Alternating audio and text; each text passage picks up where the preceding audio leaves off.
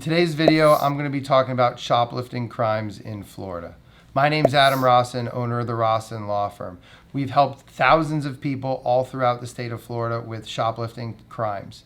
I'm a former prosecutor, and my team and myself, we handle these cases all day, every day. And the point of today's video is really just to discuss the definitions and the elements of the crime. This is going to be the first part in a series that we're doing on shoplifting crimes to really give you folks some more information and education about how to handle these cases and what they really are in the state of Florida.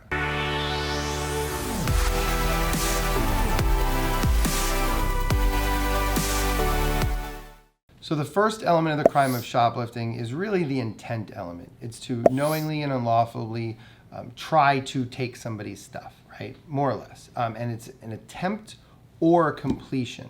And it's temporary or permanent, which I'll get into in a little bit more. Element 2 is really the temporary or permanent deprivation. And element number 3 is the value, is that there has to be some kind of value behind it. So as we go a little deeper, the first element really, it involves intent. This cannot be a mistake that you accidentally took somebody's, something that didn't belong to you. And in the realm of shoplifting, the prosecutors and the police officers are going to need to be able to prove that you had meant to do this, that this was not an honest mistake. So intent is really the first element of the crime of shoplifting.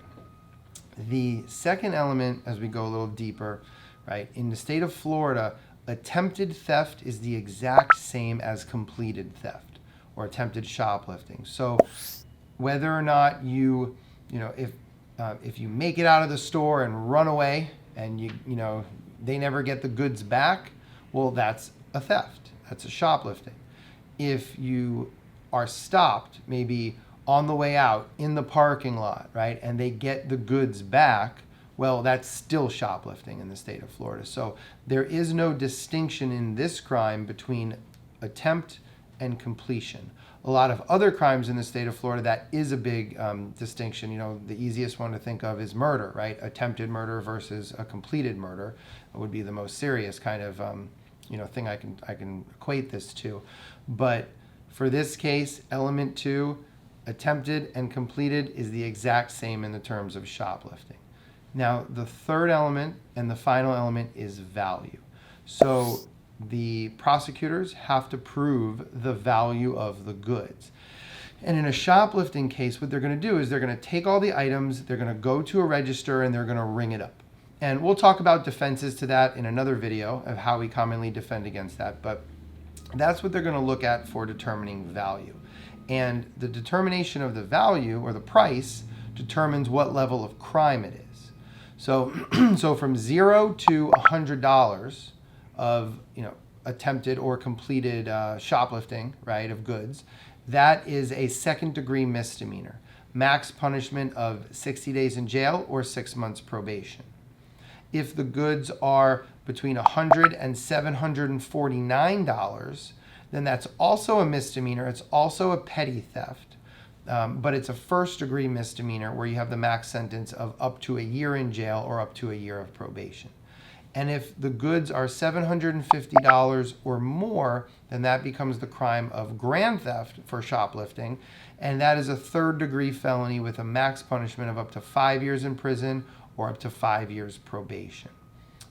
There is one more type of shoplifting that I do want to address. It's called felony petty theft or felony petty theft shoplifting.